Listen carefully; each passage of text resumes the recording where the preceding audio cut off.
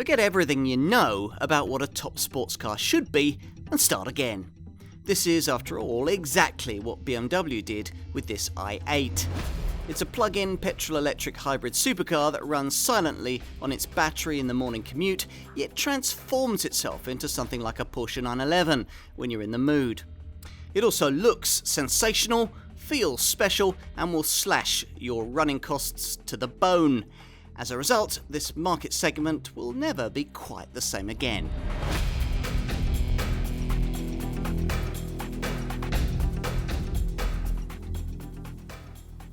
You're looking at the future of sports cars, one that's light, strong, very fast, and more than able to justify its position on the planet.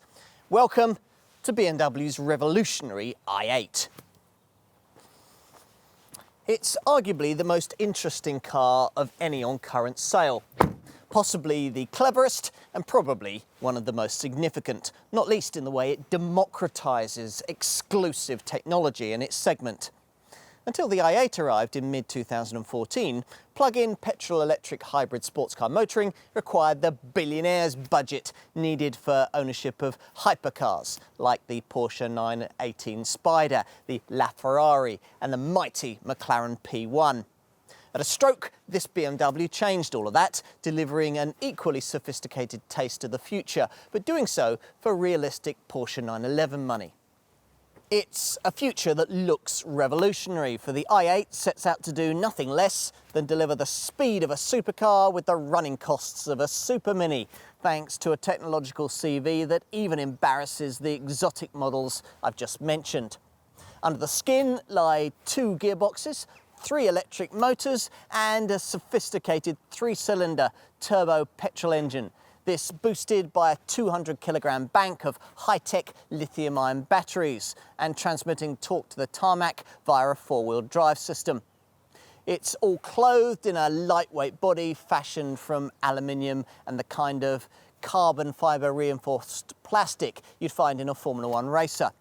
Here, in other words, is a machine that makes existing top petrol-powered sports cars look about as cutting edge as a video cassette recorder.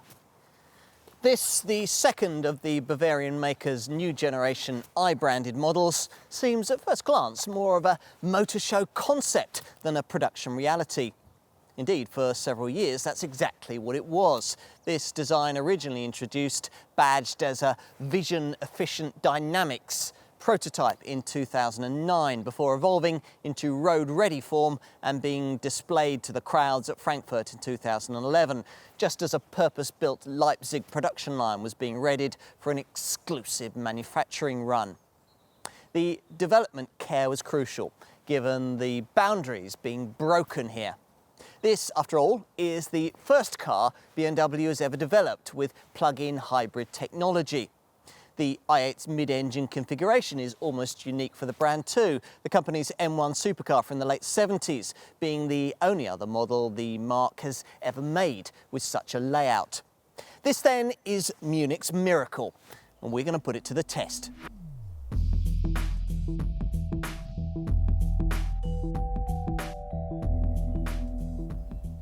So, what's it like? It's hard to know exactly what to expect when you raise the dihedral driver's door, ease across the wide sill of the carbon fibre passenger cell and settle yourself into the low, snug cockpit. Already you know the experience to come is going to be rather different, a perception confirmed by the silence that follows a press of the start button. Instead of the V8 or flat 6 roar you expect from a super sports car of this kind, you're merely treated to a series of sci-fi style bleeps and a distant whir from the electric motor up front. Star Trek style graphics spring into life on the virtual instrument screen ahead of you, and strange enviro-conscious jargon references e-boost, e-drive and charge functionality. For all of us who love our cars, this apparently is the future. I wonder what's in store.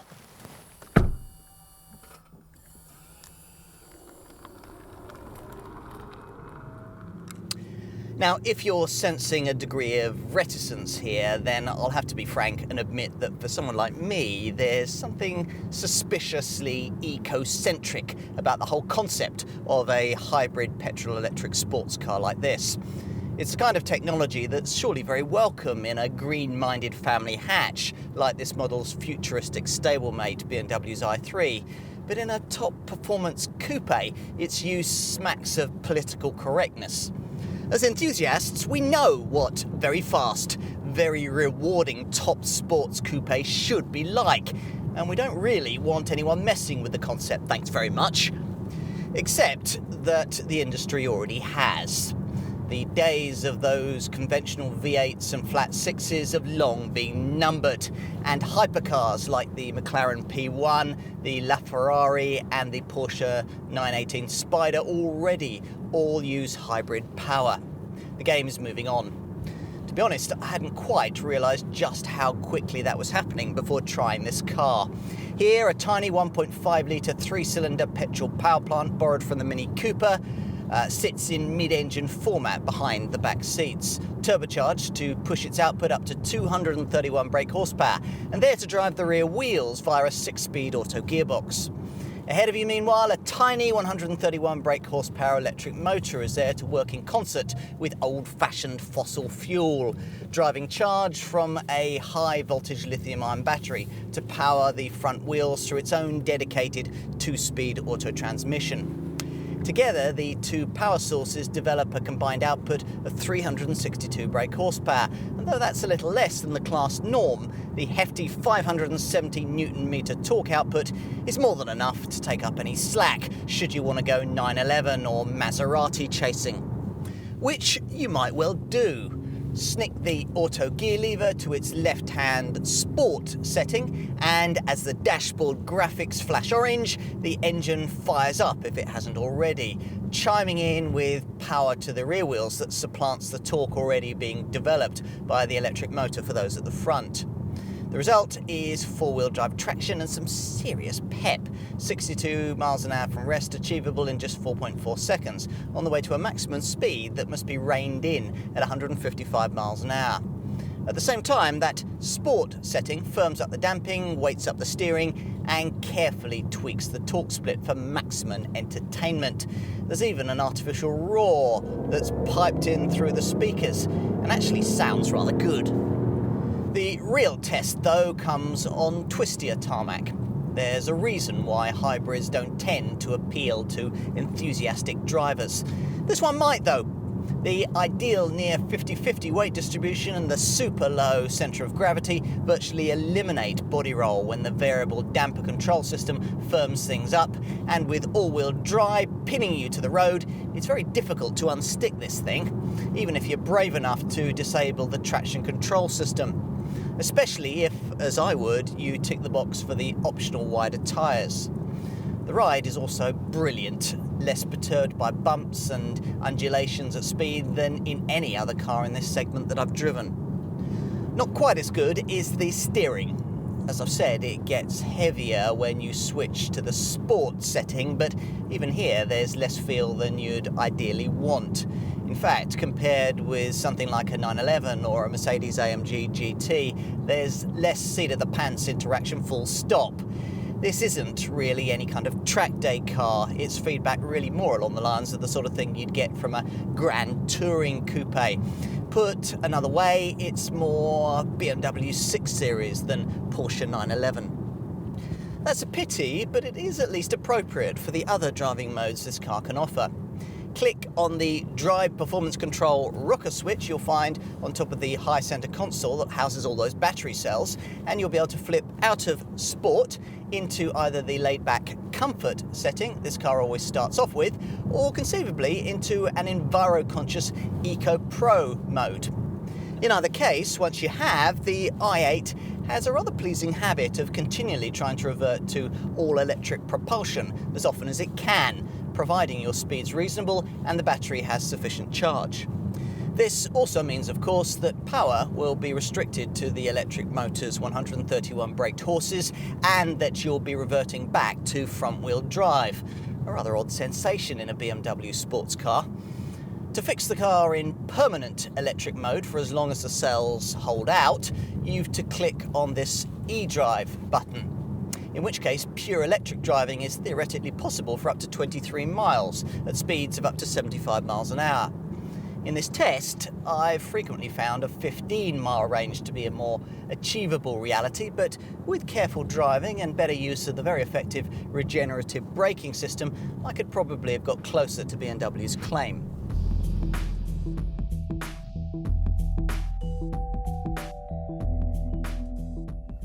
It seems appropriate that such unique engineering should be so uniquely fashioned. Clearly futuristic, it's every inch a BMW, and every inch a sports car with its long wheelbase, short overhangs and solid stance. Even standing still, there's a sense of theatre here, with a riot of complex surface treatments, contrasting colours, sharp creases and scalloped sills. Even in pictures, the effect is stunning, but nothing quite prepares you for your first acquaintance in the metal, or to be more accurate, in the carbon-reinforced plastic. This strong, lightweight material used for both the body panels and much of the structure that lies beneath. Powerfully pretty, the exaggerated wedge shape, the long, drawn-out lines and the flat silhouette deliver a degree of visual drama that no other class rival can match. The nose section's low and wide, with large air intakes arranged over several levels and slim LED headlights linked by the brand's familiar kidney grille. Blanked off, of course, for it serves no practical purpose since no engine lies beneath the sweeping bonnet. BMW iModel's signature feature is what the Munich maker calls the black belt, a design element that runs from the front, then over the roof to the rear, where it frames the centre section of the rear apron and is overlapped by floating roof pillars that extend over dramatically sculpted and very intricate LED tail lights. Setting this coupe i8 apart from the equally arresting open-top Spyder version of this design is the so-called streamflow contour of the side window styling. It's intended to reflect the path of airflow between the falling roofline and the distinctive character crease that rises across this muscular wheel arch towards the lip of the rear spoiler. This is perhaps the most distinctive feature though. Dihedral doors are rare enough in automotive design, but these ones are particularly unique, fashioned from aluminium, carbon fibre and thermoplastic, and very light and easy to use. It's all arresting stuff, though even this is not perhaps as dramatic as the design that lies beneath, based around what BMW calls its life drive architecture. Before I get into that, let me explain the problem here. Think of what this car must package up. 2 gearboxes, 3 electric motors, a sophisticated 3-cylinder turbo petrol engine, a 200-kilogram bank of high-tech lithium-ion batteries, and all the associated technology of 4-wheel drive. You don't need to be an engineer to understand what all of that adds up to.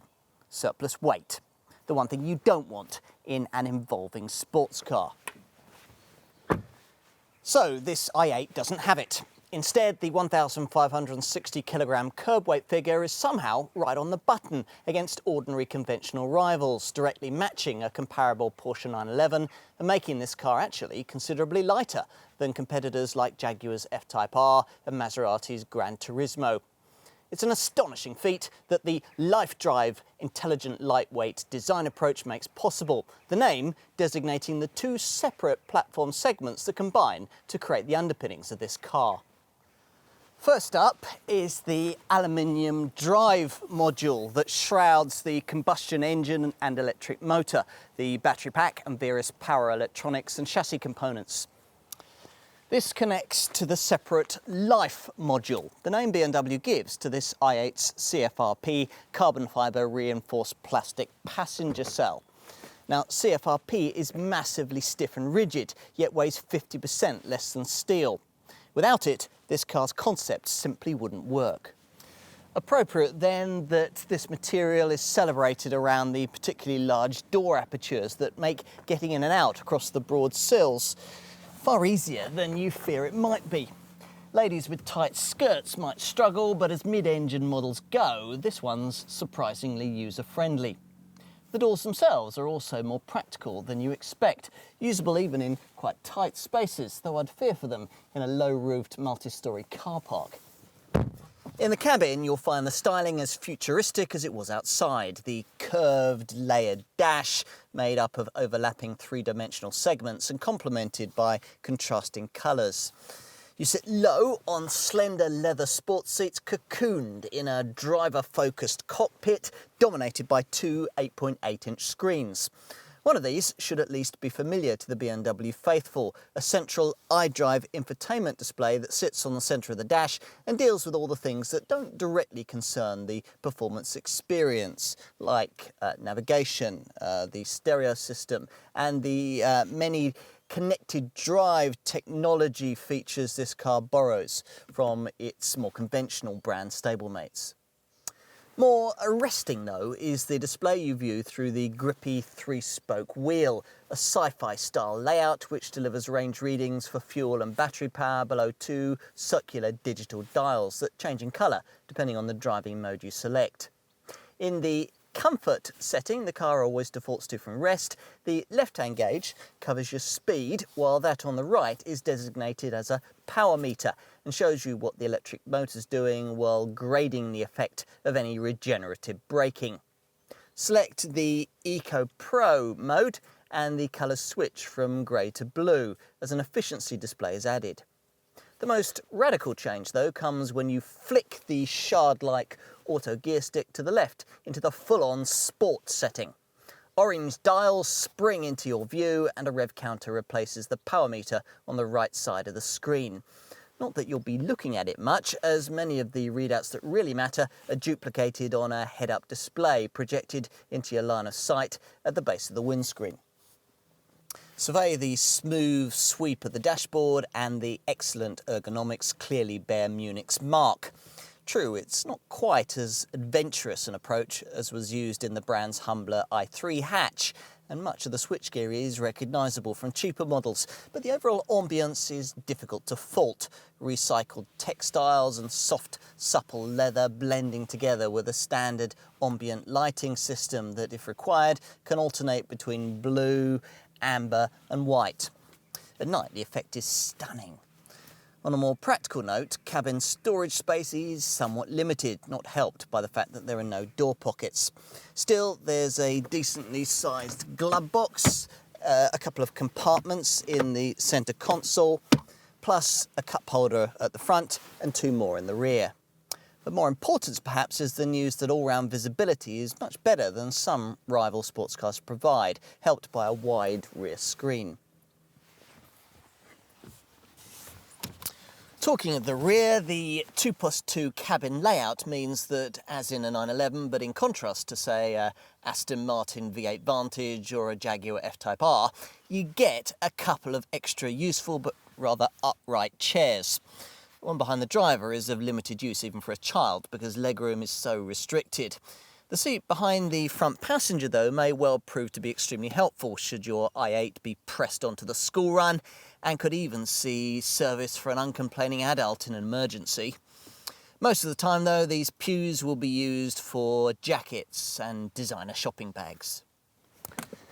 And you may need them, because as with most mid-engine cars, the boot is pretty restricted in size and can also get quite hot due to the proximity of the engine. This trunk is 154 litres in size, just about big enough for an airline carry-on bag and not much else. True, that totals 29 litres more than you get in a rival Porsche 911 Carrera 4, but it's half the luggage space you could have expected had you plumped for direct competitors like Maserati's Gran Turismo or the Mercedes AMG GT. Still, you could make the most of what you have by opting for an exquisitely crafted four-piece Louis Vuitton luggage set shaped to get the absolute maximum from the room on offer.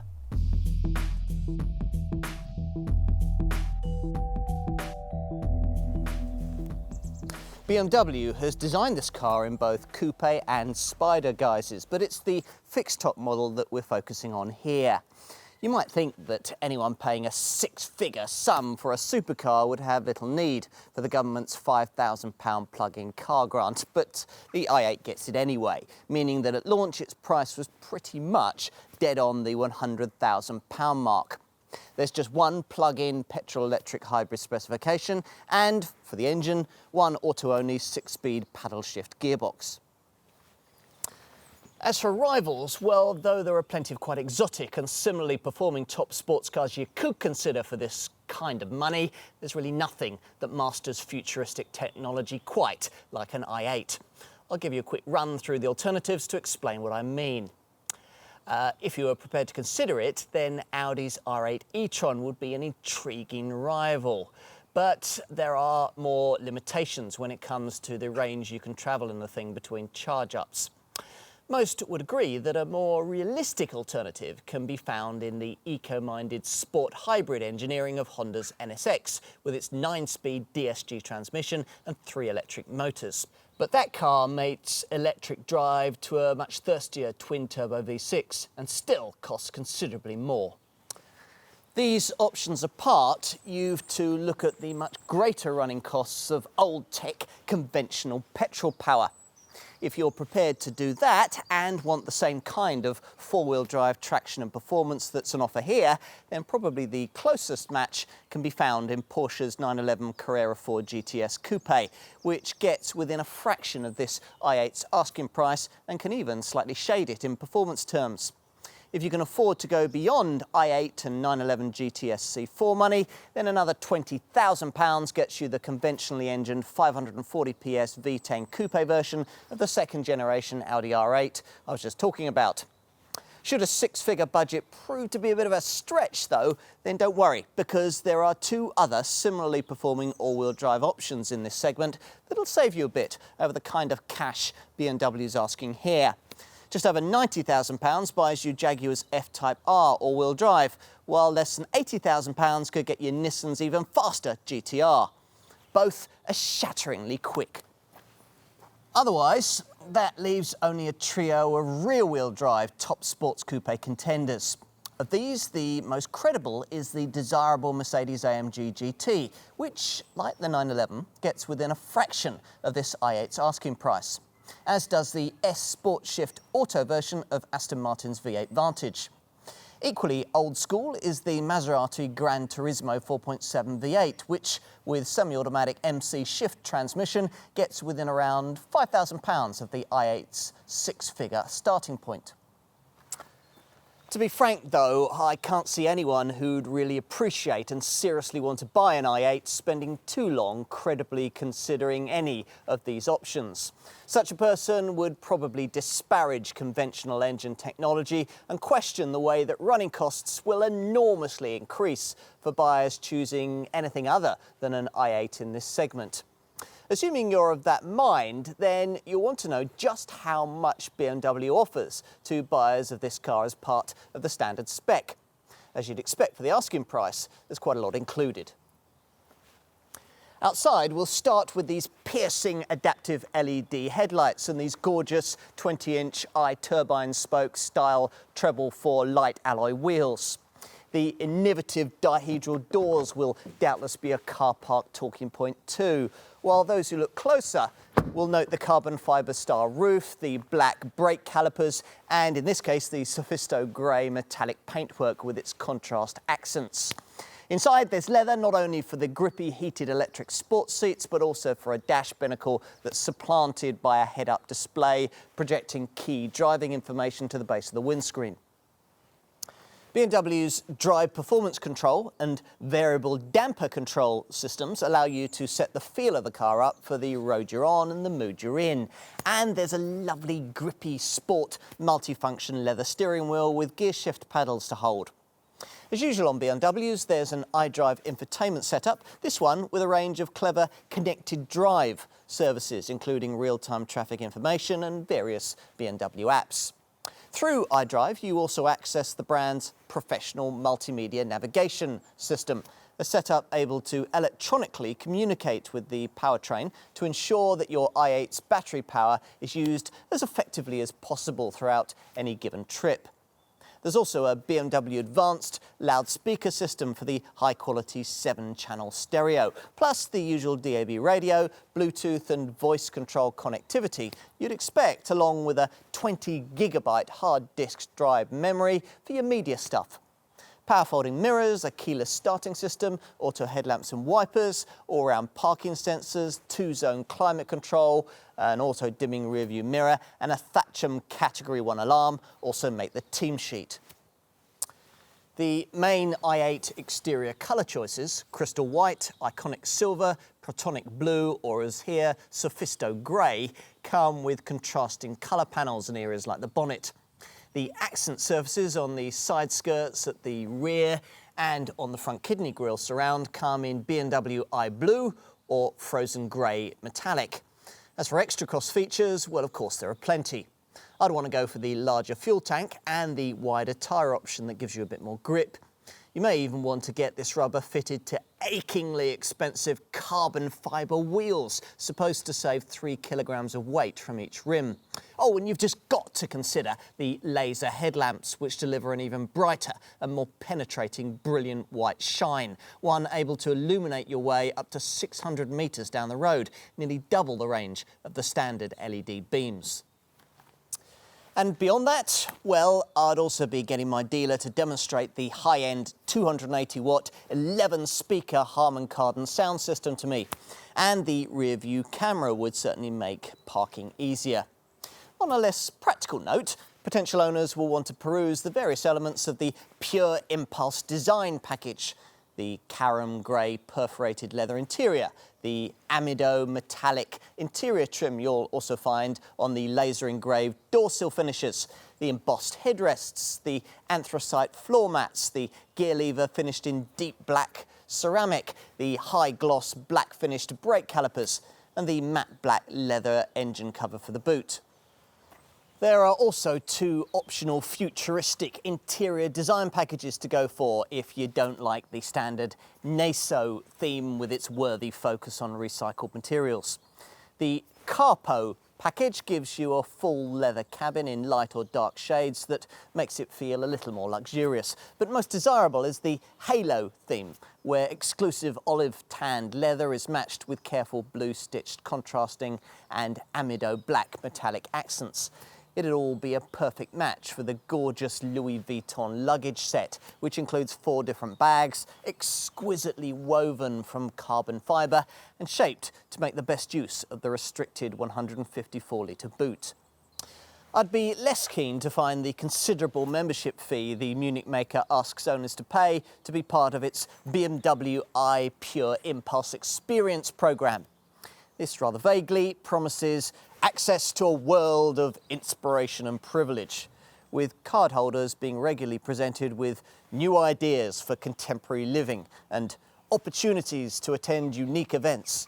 Give that tick box a miss.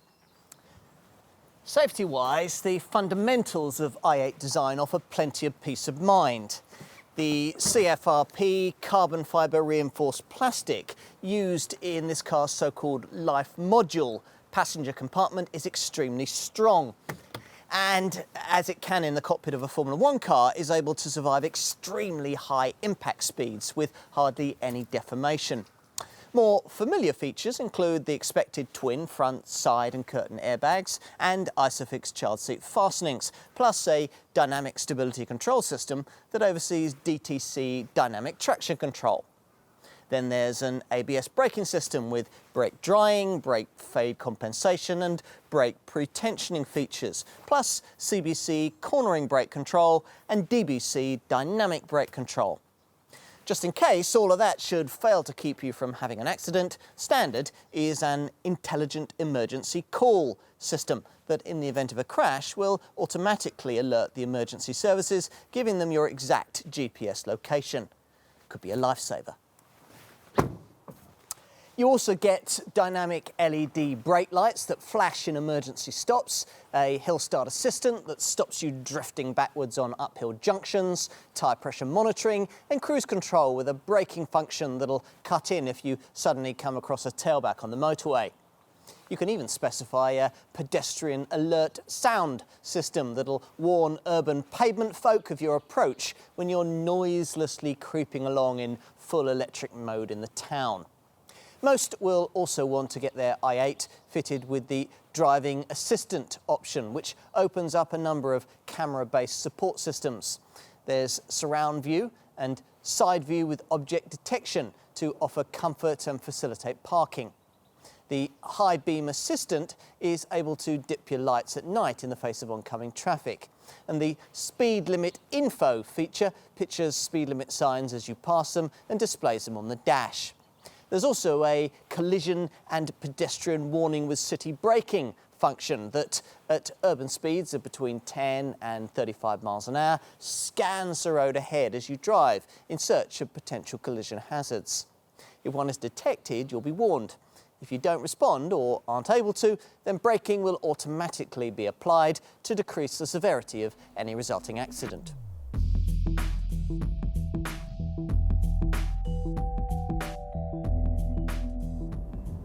Ultra-lightweight materials, specific aerodynamic optimization and a comprehensive package of BMW efficient dynamics technologies combine with this car's innovative life drive vehicle architecture to promise much when it comes to its running cost returns.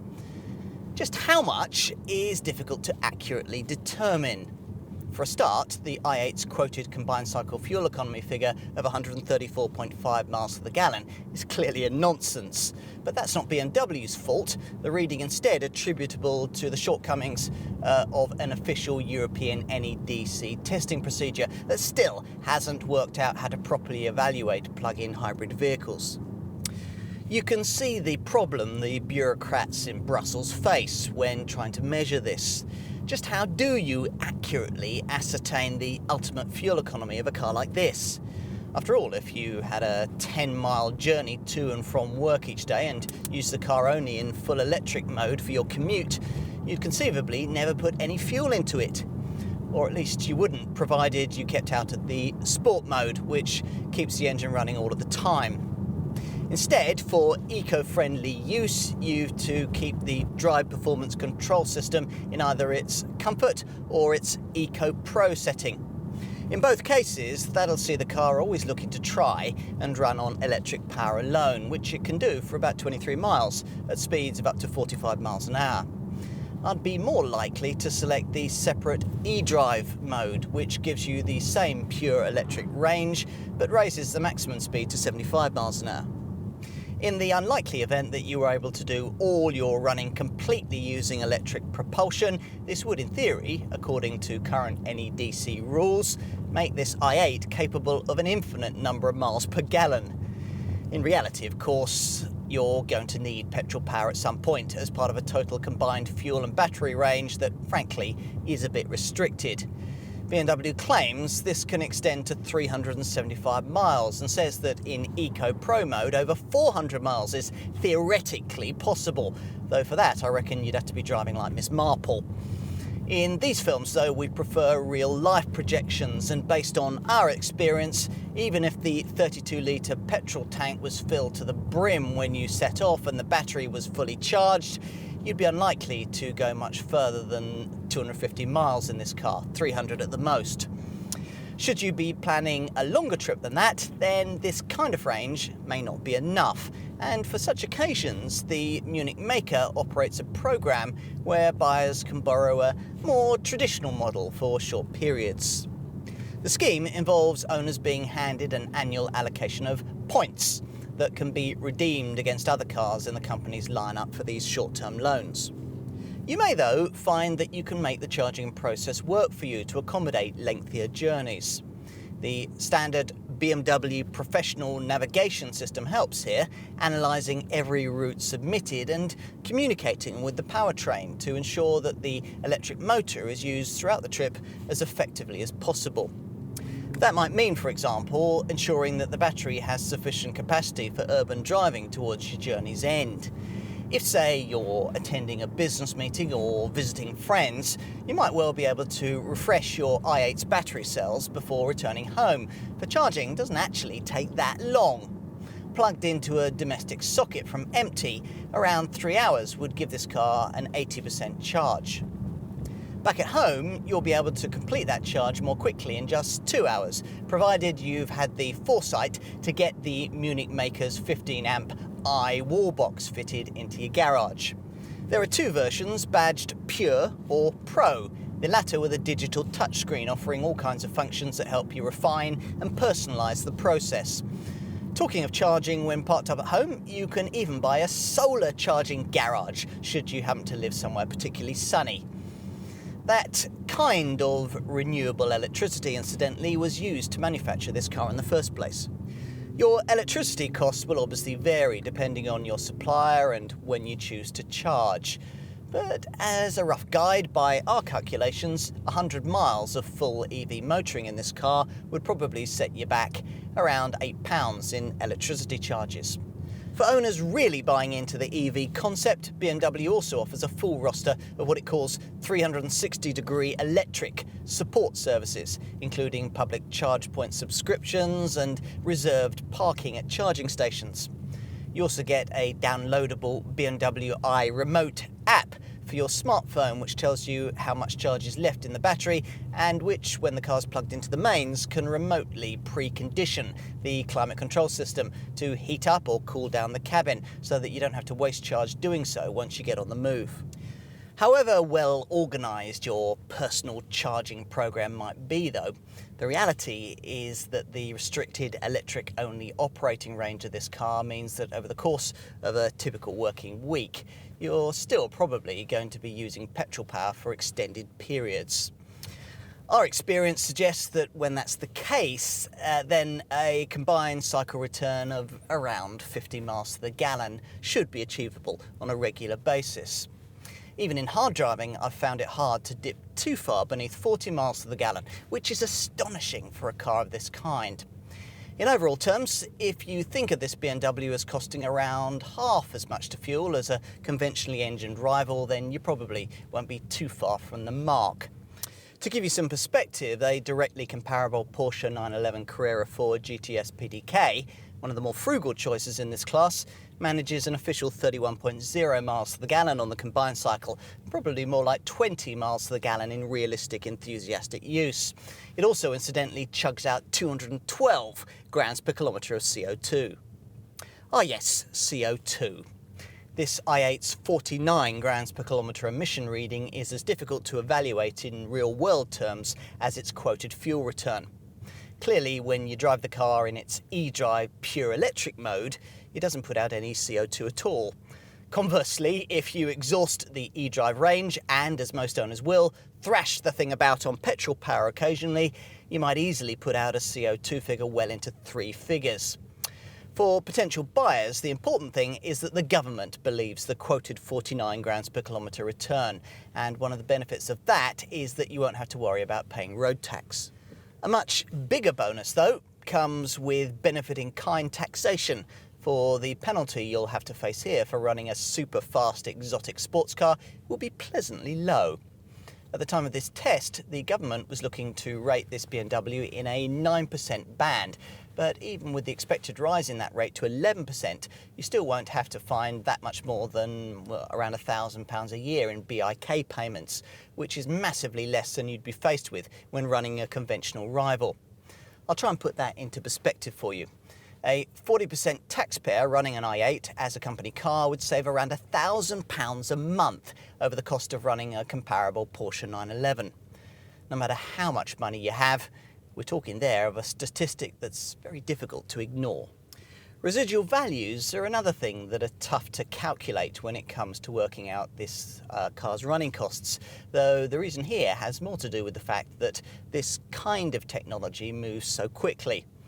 The best estimates we have at present suggest that this i8 will retain around 55% of its value after the usual standard 3-year 60,000 mile ownership period.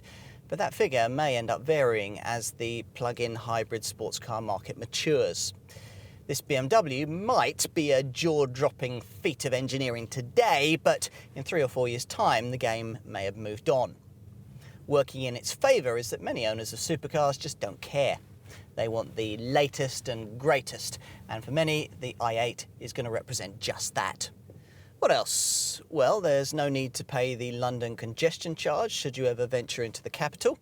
And insurance is inevitably a top-of-the-shop Group 50, as with every car in this segment. That only leaves reliability, which might be a cause for concern with so much new technology on board.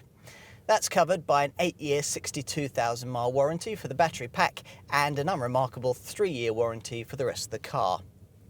You're unlikely to need either package.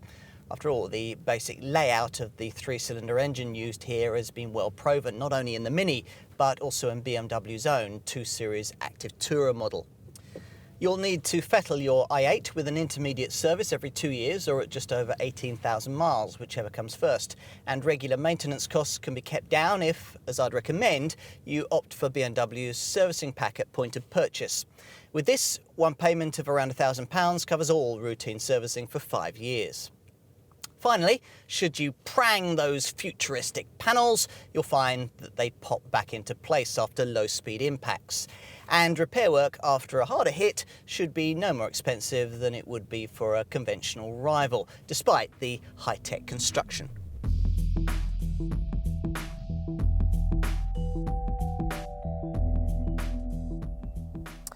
Remember this moment, for it represents a turning point in sports car history.